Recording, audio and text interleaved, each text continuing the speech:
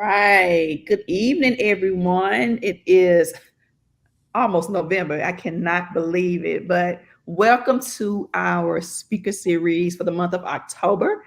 We have some very special guests from our friends, our partners, SCORE, and we're excited about the conversation we're going to have tonight. Nashville PROPEL is led by parents. It is an organization that is holding the system accountable, but also wanting some real true partnership. So if this is your first time listening to us tonight, then welcome. Um, Feel free to comment, to ask questions as we discuss growth versus academic achievement. And so I want to welcome our guests, Mr. Peter Tang and Miss Amanda Glover, to our set tonight. So audience, please feel free to welcome them, shout them out, give them some encouragement as they come in on our speaker series. Want to make them feel welcome. And so, Peter, I'm going to start with you. Tell us a little bit about yourself, where you're from. Tell us about SCORE. Happy to do that, Sonia, and just really glad to be with y'all tonight. My name is Peter Tang. I'm the Senior Director of Research at Tennessee SCORE, the State Collaborative on Reforming Education. We're a nonpartisan, nonprofit research and advocacy organization working to catalyze change in public education in Tennessee and to improve student outcomes in our state. I have the pleasure of leading our strategic research work, which I often just tell people it means I read things, look at stuff, write stuff, and tell people about stuff. It's probably a bit more involved than that, but that's probably the easiest way I can describe what research is, all with the goal, alongside my colleagues like Amanda, who's here tonight, to really think about what it means to improve public education in Tennessee. So a little bit about myself. I actually am the son of immigrants. Grew up in New York City, but my entire professional career has been in Tennessee. After being a product of New York City public schools, where my parents made a number of decisions that put me on the path to where I am today, mostly because they trusted the system, even though I know that is not a trust that can be shared by everyone. It took me to a series of things I won't get into here, but led me to 5 years of teaching in Memphis, Tennessee. And I think some of this is like how I come at this work is, yes, personal experience, but also like I taught kids in Memphis, and that means a lot of different things, a lot of different people. And I think you can just assume all of it because there's a lot of opportunity for and potential with our students, but I think not all of it is equitable for them. And so a lot of that led me to public policy work, which then led me to SCORE, where I've led our Educator Fellowship, then was our policy research team, and now in research. And so just really a great chance to talk about some of the things that we're going to talk about here tonight and how it interacts with a bunch of other policies and practices that really help kids. And so just really glad to be here. Well, I learned some new stuff about you, Peter. Thank you for sharing that. And then we have Miss Amanda Glover. If you don't mind introducing yourself and tell us about your role at SCORE. Yeah, thank you, Sonia. So I'm Amanda Glover. I'm a senior policy analyst at SCORE. And so being a senior policy analyst, I'm one of 4 on our policy team. And so we do a lot of work just in terms of, tracking all of the education related bills that are coming through in the legislature and making sure that they have best interest for students at the center of those bills. And, all throughout the year, doing our due diligence with research and making sure that any recommendations that we're making that affects students in Tennessee is like based in research and part of why we're here tonight is talking about growth and achievement is making sure that all kids across Tennessee have the opportunity to grow and to achieve, to their potential and beyond. So that's part of what I do at SCORE. Me personally, I am from rural Kentucky, went to public schools all throughout my life in Kentucky and into college in Louisville. I was a teacher here in Tennessee or in Nashville for a few years. I taught at Cameron Middle School, if anyone's familiar with Cameron, for several years. I taught 8th grade math and just learned a ton, probably more than I even taught the students I learned in those few years. And I, from my time here in Nashville, moved up to New York for several years and worked in public schools there. And then also got a degree in policy before moving back to Nashville this past year to work with SCORE. So I'm just super excited. We had the pleasure of meeting Sonia at a retreat with SCORE last year. And so just hearing the work that Nashville PROPEL is doing, it's so incredible. And this topic of growth and achievement is very close to both mine and Peter's backgrounds as former teachers in public schools. So I'm very excited to see how this conversation unfolds tonight and what questions we can answer and help support you all in your work. So thank you for having us. Thank you for being here. And as we spoke earlier, the biggest goal that I want us to leave here with is making sure that parents know the difference between growth and academic achievement and what that means for their child, what that means for their school, what that means for their district, really what it means around this country. We got the NAEP scores that came out today. And so that's been the chatter of the day, right? It's the hot topic of the day. But it's a topic that we talk about in Nashville PROPEL all the time. And I always tell parents that data should inform our decisions. It's not the no all be all, but it's like the only receipt that we really have, right, as to how children are doing. And so data is important. And so we got to get some understanding. I came up in the Baptist church, and all I get understanding. That's important to me. And I know that it's important to the parents and the grandparents who are a part of our movement. So I said that to say, I would love for us to go ahead and get started and talking about growth and achievement, and then take some questions from our audience. If you guys don't mind, I'm going to turn it over to you. Perfect. And I'm going to do the whole screen sharing thing and hope that nothing bad happens, I hope. Oh, okay. Nothing bad going to happen. We can fix it. Let's see. Okay. We're sharing the screen. Are we putting it up yet? Let's see. Hold on. Hello, Shay Barbie. She says, great to see this live on Facebook. Yes, ma'am. Coming live and in the flesh. Growth versus academic achievement. All right. Let's see. Y'all can't see that yet, can you? We cannot see it yet. Refresh and see. Sometimes it takes a refresh. Oh, there it is. Okay. Tech gods figured it out.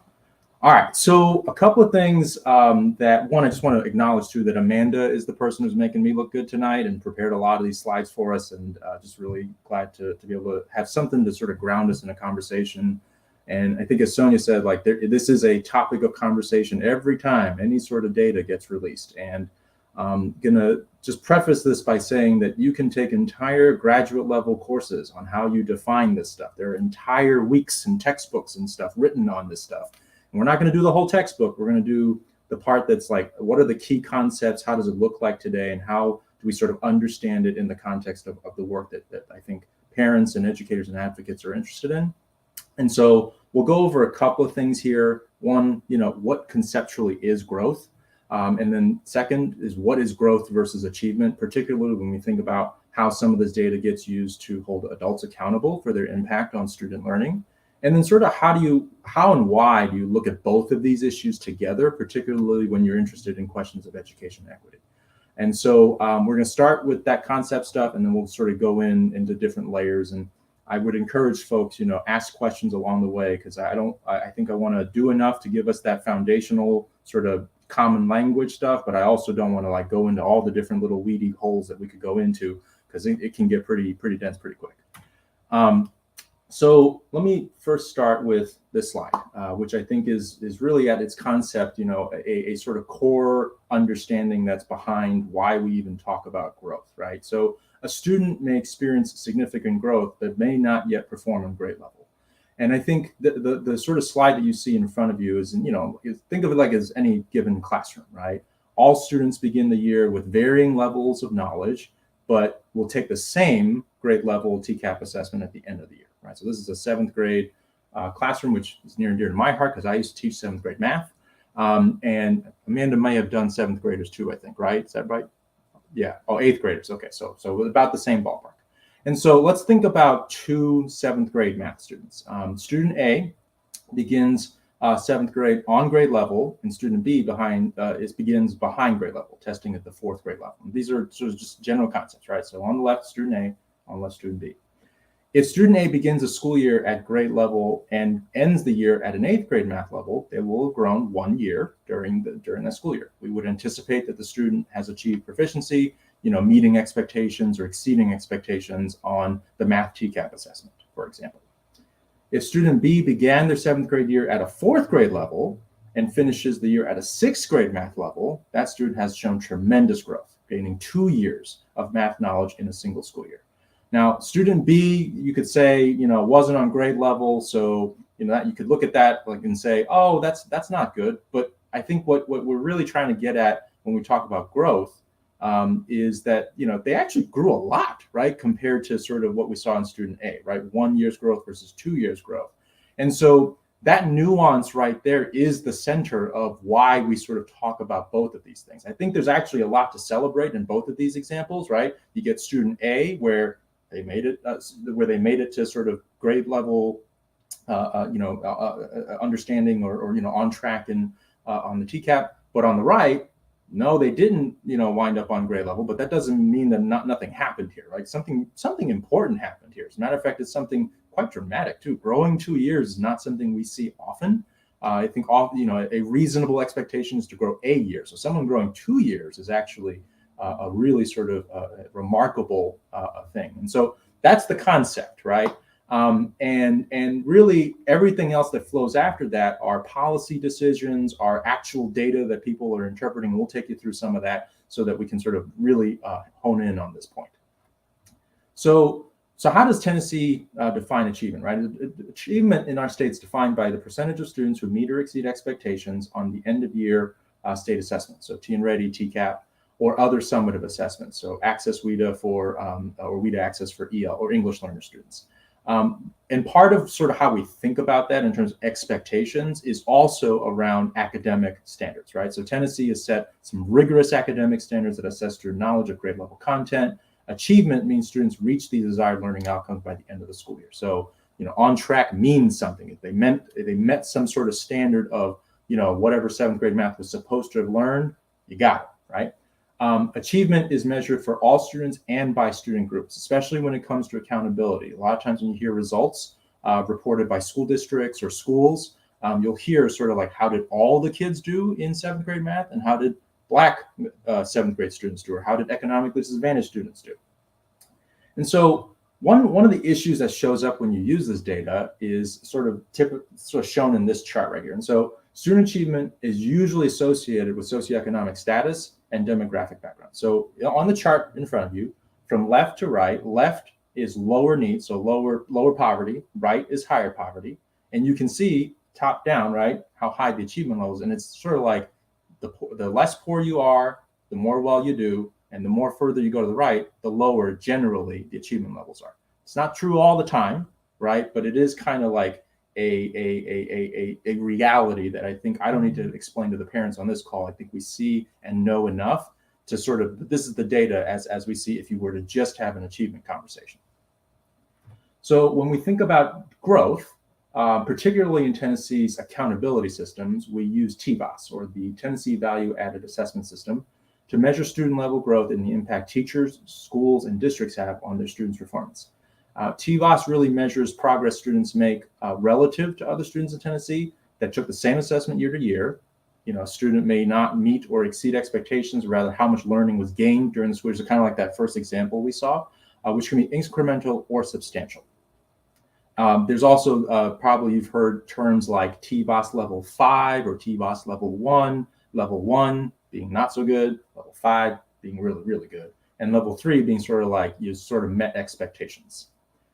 In general, for our accountability systems, you can think of like a way to interpret TVAS level 3 is to say you met expectations, you grew kids a year. That's sort of the general way to think about that. And so there are other more simplistic ways to do this. TVAS is a very sort of complex statistical model, but one of the things that you gain in that complexity is the ability to sort of address a number of questions that show up when you think about growth. Like, did you count all the kids? What if there's missing data? What about over time? And all these sorts of issues that, there are whole professions and jobs that think about how do you measure this stuff correctly so that we aren't just talking about different things and that we can actually have a common conversation and a common way to think about growth. And so we're very fortunate in Tennessee that we've actually used this system for like more than 3 decades at this point. We're the pioneers of this system. And so it shows us a lot of interesting things that I think get more substantiated in the next couple of slides. So the first is kind of like a repeat of what you saw on the sort of downward sloping slide from before. And this is kind of like thinking about success rates. So when we think about bluer schools on this, it's kind of like lower poverty, and then red, the more you head towards the red hue of colors, it's higher poverty. And so you can see it's like a lot of the schools, right? If you just use success rates or achievement, it is kind of like pretty strong relationship between sort of the student poverty levels and the sort of achievement levels, if you will. And so when we think about growth, and this is a snapshot literally from the TVOS system, or a report about the TVOS system, where, you know, if you think about across different levels of economic needs, students can show growth. And so what are you seeing in front of you? Again, from left to right is low need, high need, right?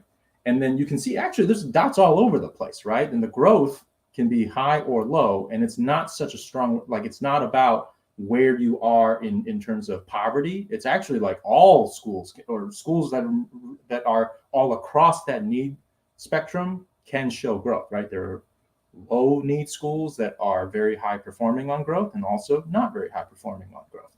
There are high need schools that are high performing growth, and high performing schools that are low performing on growth. So it's all kind of possible, so that we really capture this idea that, you know, it shouldn't be the case that we only look at things that have these very strong relationships where like what the students need is versus achievement. So growth gives you this very important opportunity, so that students, schools that are really making a really strong effort are able to show that growth that we saw on the first sort of conceptual example. And the same sort of pattern shows up too when you think about where people began. So let's put aside need for a second. You can think about, well, what if we had kids that were behind for whatever reason, right? Not about income, not about sort of other demographics, but it's just simply we have kids who are behind. Same thing, right? You've got on the left, lower achievement, right, higher achieving, and you've got growth all over the place, right? And so it's really this really important opportunity to say, like, we really can show growth. And so then that's, again, using the systems that we use in Tennessee to measure growth. So when we think about, and so that's like, you know, how when you see school and district results, I think some important sort of questions show up, because I think, you know, today was NAEP release day. I'll come back and talk about that in a second.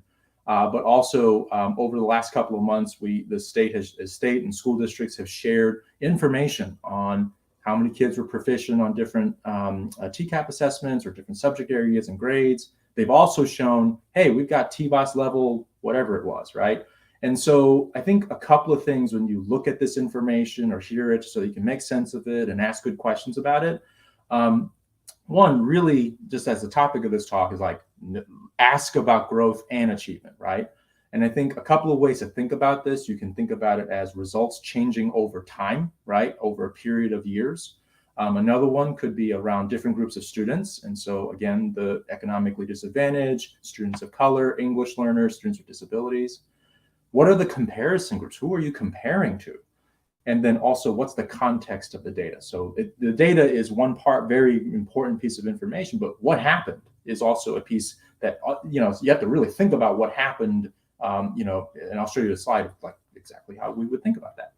So this slide here tries to answer the question, how has the COVID-19 pandemic possibly impacted achievement and growth for Tennessee students? And how are Black and Brown students growing academically in Tennessee? So I think, so just kind of as you see, like already you're starting to see some of those questions that I previewed here. You've got sort of all students, Black, Hispanic, white, so along racial lines, economically, non-economically disadvantaged students, and then you'll see 2019, 2021, and 22, right? So across time, how are things going when it comes to proficiency rates? And so when you look at the whole system, right, you could say, you know, let's just say this is Tennessee's results, right? But a district could do the same thing, and they would also have a growth score, right? That growth score looks at every single kid, takes a look at how they grew. This one is a slightly different look where we're saying, what percentage of kids are proficient and how did that change over time? That's a different way of looking at growth that when you look at systems is also an important perspective. And so as you can see here, Black students from the state assessment results were released a few weeks ago. return to pre-pandemic performance. So I'm just going to zero in over here on the Black students bar. Left is 21%, the gray bar, and then 22% on the blue bar. So you can see how 2019 was the last time we had, school as we used to know it, I guess. And then 22 is the most recent results. And you can see, hey, it did return to something that looked like what happened before, right? Like, it actually beat it by a point. But I think when you look at this result, you can also say, hey, but like, that's not that great compared to where we were before, right? I mean, that still means that we're at 1 in 5 Black students proficient in 3rd grade reading. And so really taking different cuts and approaches to looking at this gives you a fuller picture to understand, like, is this good? Is this bad? What should I do, right? And then the next slide is going to be, this slide here is about sort of 7th grade mathematics. And so you'll see, like, hey, that was ELA, right, from the last slide. This is math, 7th grade. I'm just going to take a look at Black students again here. You couldn't say the same thing about math, right? It was 17% before the pandemic, dropped to 7%. During the pandemic, went back only up to 13. And so I think these are, again, this is kind of like, what are we looking at? What is it over time? What does it look like for different groups in comparison to what? And then sort of the context of the data. A way that I would think about an important piece of context, even in this data, right, is like different school districts across the state operated school in person for different periods of time.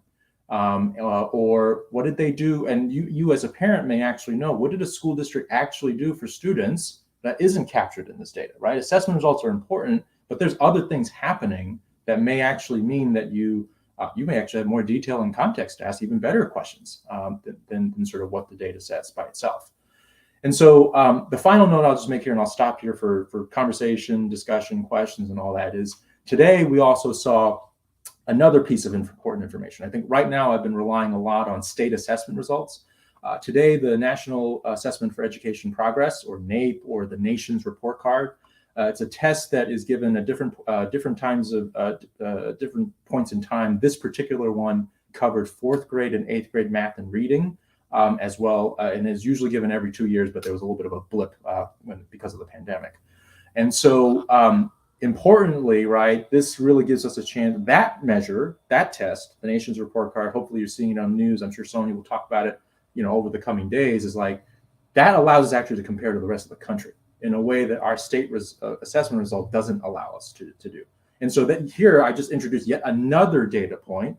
And so the longer sort of message here is we got to look at different things. And one, that can cause some confusion. I want to be very clear about that, because it's not that someone's trying to necessarily hide something, is that there is a lot of information that we're trying to triangulate into sort of a better understanding of what's happening. So inside the sort of NAEP results, I think we saw, like the rest of the country, declines across all grades and subjects, although in our performance in Tennessee is still pretty close to the national average, which I think has been an important improvement over the years. But again, that's in the context of everyone else went down. So I wouldn't say that, like, just because you kept up with everyone else when everyone else went down, that's not necessarily a good thing.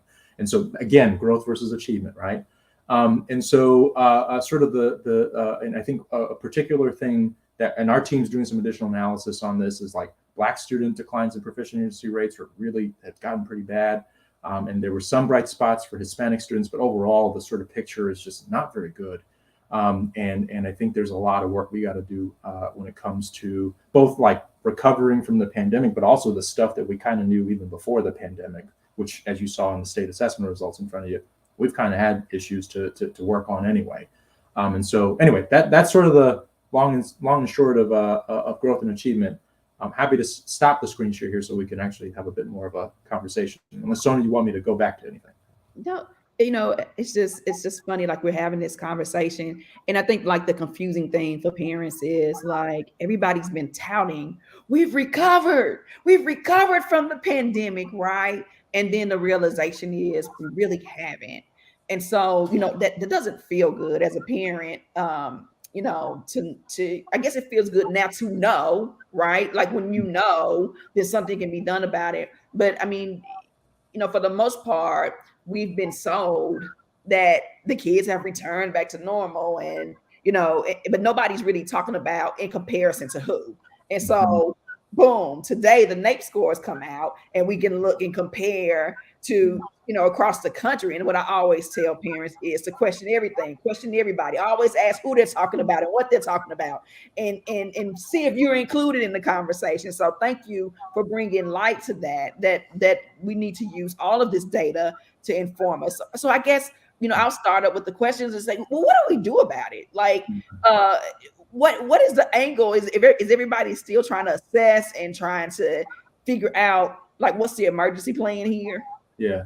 So I think, Sonia, there's a couple of ways to answer this question, and I'd be curious what Amanda would think about this too, because I think there's, so the quick and the couple of bullets here, right? One, I think actually it's important from an assessment standpoint that we do the assessment, which I know is kind of like a duh kind of thing for some people, but it isn't. I think there's still an ongoing conversation about the value of assessment to actually know and see these sorts of things.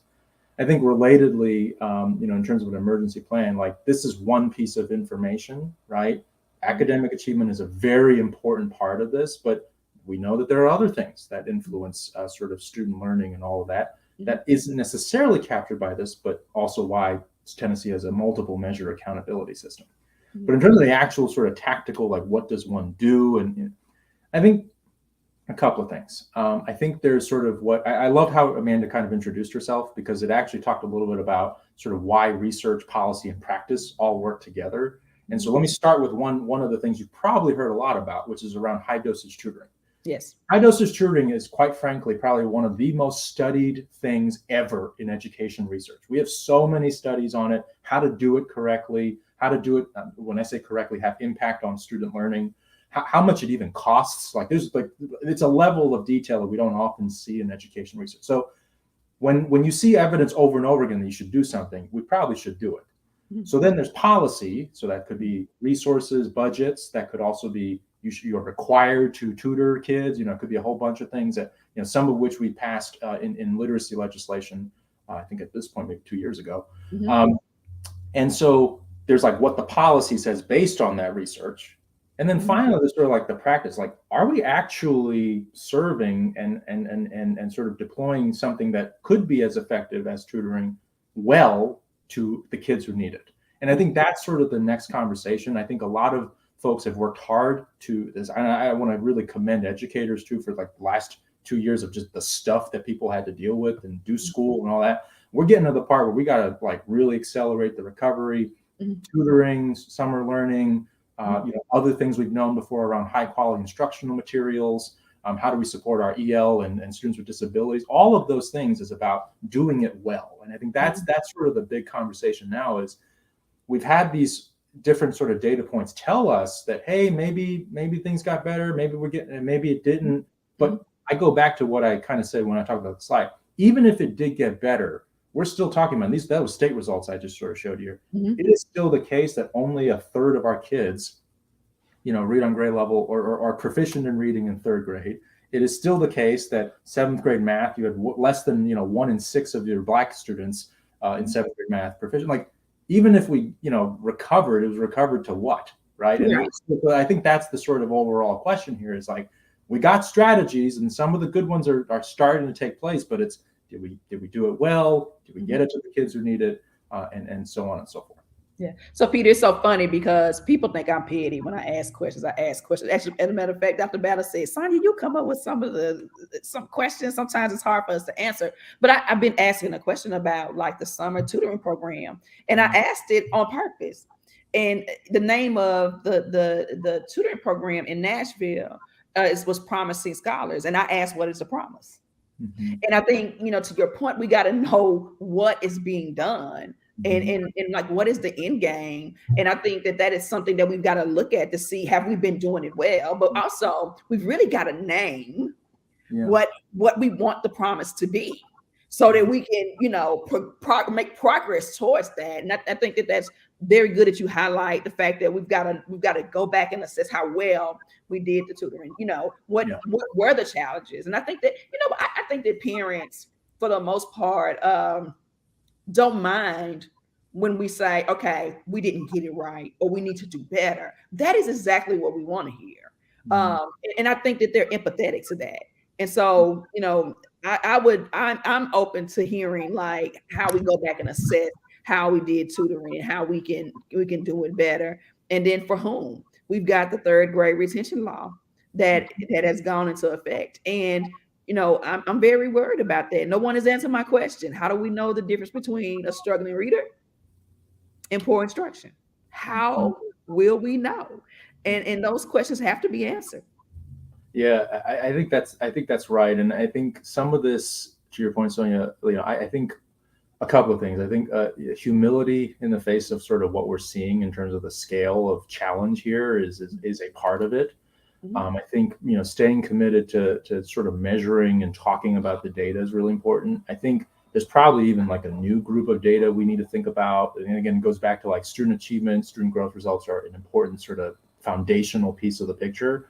But if you are investing in certain strategies, it does get into sort of how many students got what and when and those sorts of questions. I might even just add here too that like, this work also takes time, and I think that's one of the things we've learned and on our team when we've worked with different school districts on various sort of problems of implementation. We talk a lot about how do we communicate to different stakeholders what the expectations might be. Like it could be the case, right? Like here's another fact, right? Like our recovery strategies aren't just happening in a vacuum. We all know there's like issues in the economy. It's very hard to, for different sectors to hire people. Well, the education profession's having one of those issues right now, in terms of the availability of people generally, whether in some cases it's teachers, some cases it's getting the tutors themselves, right? And so those are real issues in the broader economy that's going to impact your ability to do a tutoring program. Talking about that, telling people that's what's happening and what we're doing to try to address that, that's a part of like that sort of multi-year journey. And I think the tension, of course, we feel here is like, as parents, your kid's only in fourth grade once, while at the same time standing up these programs take time. And so it's kind of like, how do we have both of these conversations together? I think it's the transparency. Miss Maupin says the tutoring needs to have flexible hours, and I think those are like, these are some of the comments at in struggles. And I'm glad we're like having these conversations open because it may be something you guys didn't even know, right? Like some of the parents are having trouble getting access to the tutoring because the hours are not flexible. Let's see if we can see any more questions or comments. Miss Nicole Christmas says, "Are we going to discuss at the table if all of that money that the governor has put in the budget for metro schools is going on math and literacy programs, also construct assessments to test improvement as well?" And so that's really a question for the governor, a question for Dr. Swin. Maybe we need to get Dr. Swin on here. But to Miss Christmas' point, we want to make sure that the ESSER funds and all of those monies are going towards outcomes, right? That we're actually seeing outcomes. And I think there was a lot of legislation around that, Miss Christmas, with TISA. And,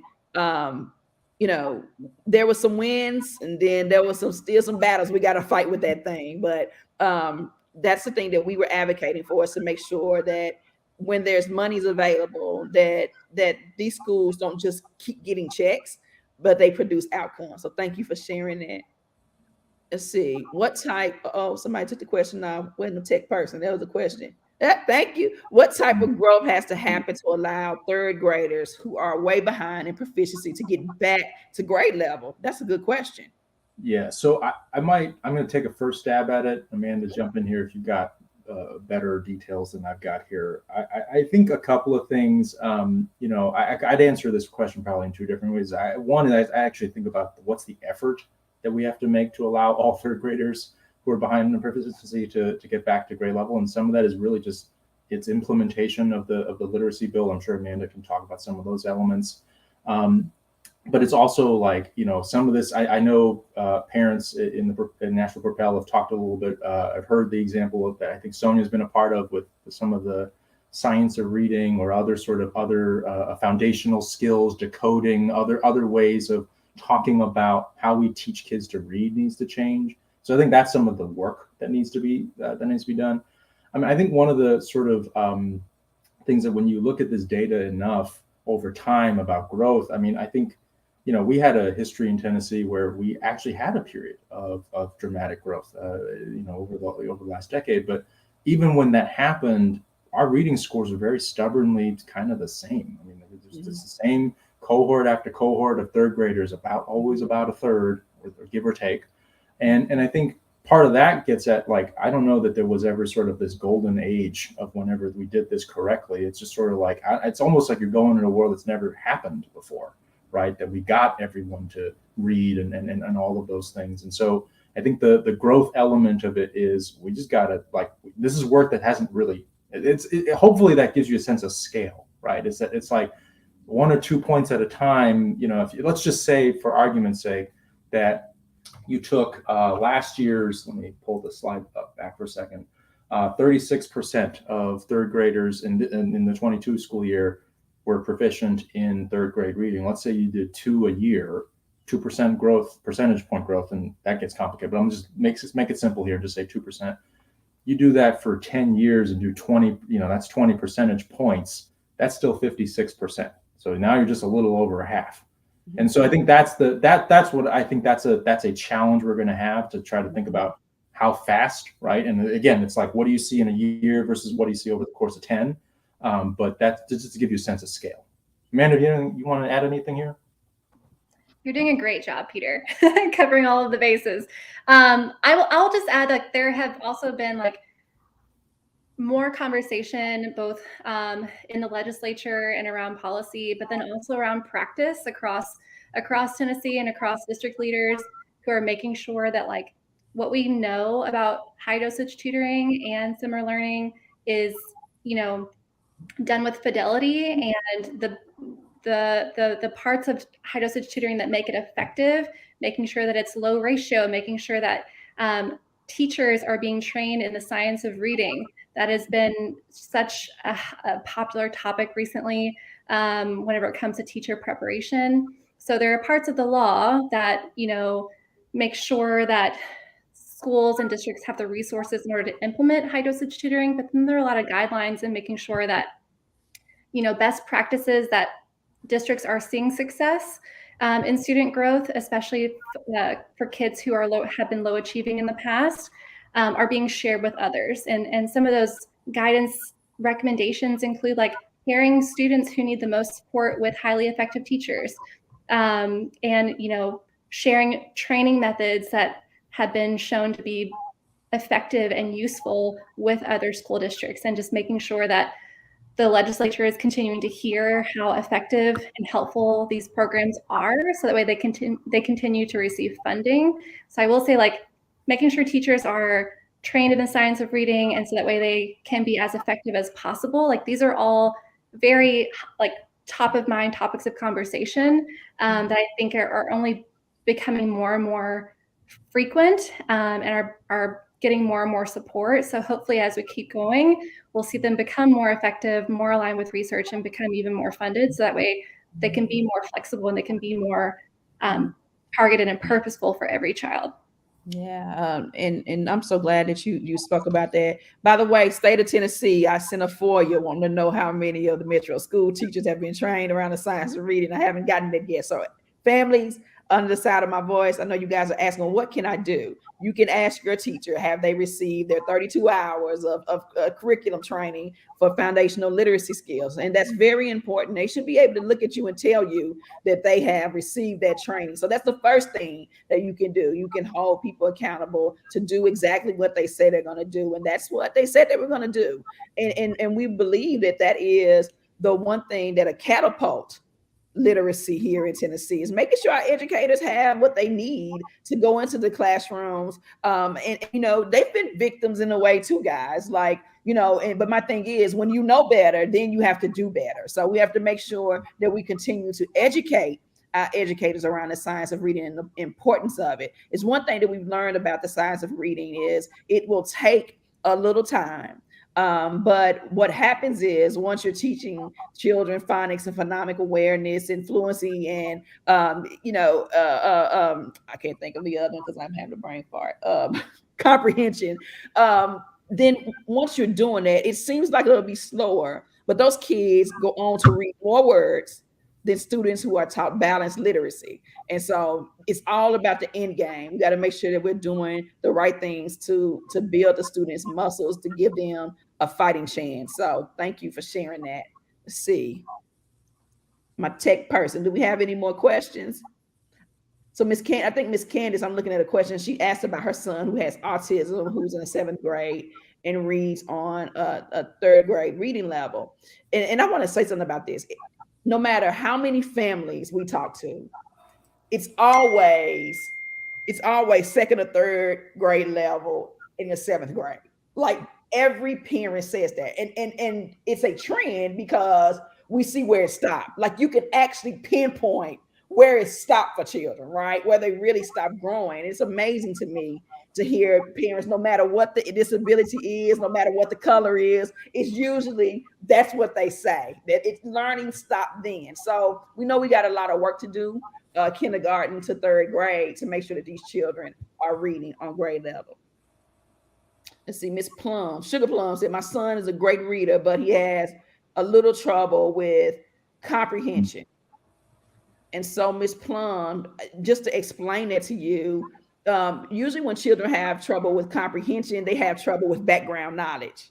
And I like to explain that as, if you're reading about Paris and you've never heard about Paris and you've never seen a Paris, but you're living in a struggling community and you've never seen it, then you're not going to be able to relate to the information. So we need to expose children to many other things too in the world. Is that right? Yeah.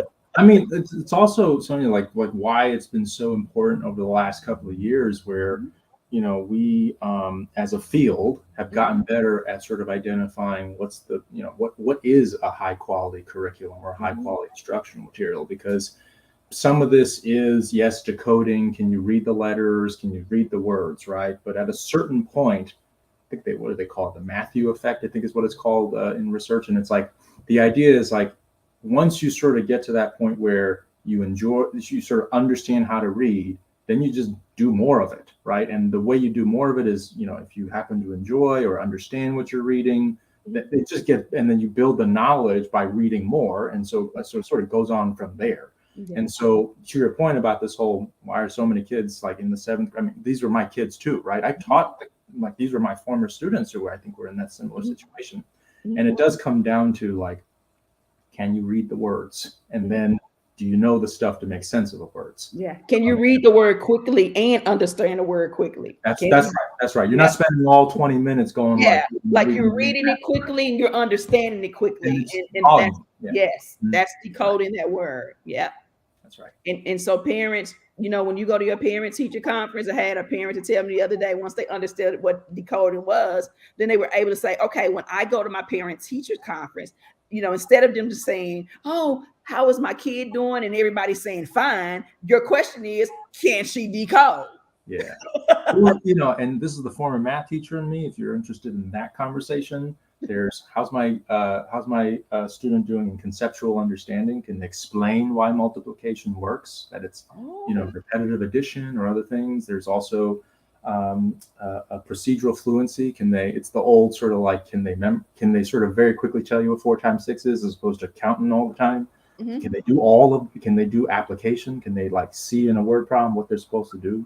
Because there's a whole conversation in mathematics too that is about sort of not just how's my kid doing in reading or how's my kid doing in math. It's a very particular thing inside the subject that I think, especially since like probably one of the other trends we've seen is just around math performance and its impact in the pandemic. Like math is a pretty big one. And so, I wouldn't be surprised if we had more conversations about that too. And so my personal hope, Sonia, is that the way you're talking about decoding, somebody's going to talk about in mathematics at some point. Yes. So you have to teach me that, because if you teach me, then I got you. I got your back. You got it. Literacy shows up in every subject, right? Like you have to be able to, like Peter said, explain your reasoning for how you came up with your answer. Science, social studies, it's so critical. And some schools are also talking more and more about instructional cohesivity, so that way across different subject areas, math, reading, science, that similar topics are being discussed, so that way children can translate different skills and knowledge across their classes, so that way they can access the new skills that they're learning even easier. So that's something else that could be discussed in schools, is how to be more cohesive across your subject areas as well. Mhm. I have a question. I know that we don't get this data until third grade. And I just wonder how magical it would be if we had some data earlier. Yeah. Could we figure some things out earlier? And do we have the capability of having districts report how children are doing earlier before third grade? Yeah, so I'm happy to share some details maybe after the call. I know in the past we've had different efforts at that question. Mhm. And I also want to acknowledge that I'm pretty certain districts do some sort of assessment that is a district sort of decision. I think the challenge always comes down to the comparability question. It's kind of like, the K2 world of assessment is like a step back from a comparability standpoint from the state assessment, which we have a lot of good stuff on 3 through 8, couple in high school. And then it's just even further removed from like the national one, which only has a couple of subjects at all. But it gives you, so different tests sort of give you different opportunities to see different things. But to your point, though, I think, a chance to see what happens in K2 could be valuable. It'll just be a question of like, what's the right place to do it? Like, do you need that comparability, or do you need, sort of like more locally driven decisions? And those get into some really complicated, and we've had some experience as a state on that issue before too. But happy to sort of tell you more about that, or find you the resource that explained a lot of what we learned from doing that too. Yeah, I mean, I'm very interested in knowing, because I just can't imagine, just having, even with the reforms that have been put in place with literacy, like somebody finding out at third grade, right? Like we should know before, before third grade. And so, I fight on behalf of parents and students every day. And so that's part of the fight, is them knowing and having the knowledge of what's going on with their children. And then they know what to ask for. Then they know what to fight for. And they know how to help their children. And so I do think that we have to do some work there. There needs to be some accountability, for school districts to be able to provide that information. And there needs to be a watchdog of that. There needs to be accountability for that information. Yeah. All right. Well, y'all, I have enjoyed this discussion. I'm going to let you guys close out with any closing remarks that you may have. And then we'll just see everybody next month. So Peter and Amanda, do you have any closing remarks? I'm happy to close us out here and just say what a pleasure it is to be able to spend some time with some pretty awesome parents who are fighting for not just their kids, but everybody else's kids too, it sounds like. And I think, there is a lot here on sort of what happened in the pandemic. We continue to find from different pieces of information that we need to do a lot to sort of come back from where we were, help the kids that, had always sort of needed more support even before the pandemic. And then we have even more of an urgency to do it now. And so just to close out with the sort of top here is if you're interested in sort of how we think about doing this work well over time for kids, keeping track of both growth and achievement is really, really important. Keeping track of the context under which that data exists, keeping track of multiple different sources of information exist, and how what they are saying or not saying together is really, really important. And so just I hope that the data becomes clearer to you as a result of this conversation, so that we can focus on the next part, which is then exactly what happened after the presentation. What does one do about it? And I think that's where the energy is probably most needed. So what do we do about it? Thank you, Peter. Amanda, do you have any closing remarks? No, I think everything is covered, but thank you so much for having us. And I love that you all are having these conversations and involving as many parents as possible in making sure that kids can improve on their reading and their literacy skills. So thank you for having us. Oh, thank you for being here. And guys, we're going to continue this conversation. There can't be a period to this conversation. This conversation must continue. The run-on sentences that the teacher told you not to have. We're going to have run-on sentences and commas and stuff all over the place because this is an important conversation. And I want to make sure that parents understand the difference and they know when someone is saying, that your child grew, what exactly does that mean for that child? It does not mean that child is on grade level. Does not mean that child is growing at a rate to get them, to be successful when they leave school. Level 5 doesn't mean that nothing's wrong. It just means they had a year of growth. It doesn't mean that the kids in that school are out of the woods. So you guys, I hope that you got some information tonight that was helpful, that will continue to develop you as powerful parent leaders. And we will see you on Wednesday for our Access Denied at 11 a.m., where we'll continue this conversation and talk about NAEP. Thank you, Peter and Amanda, for joining us tonight. And we look forward to having you back soon. Thank you. Thank you. Good night, all.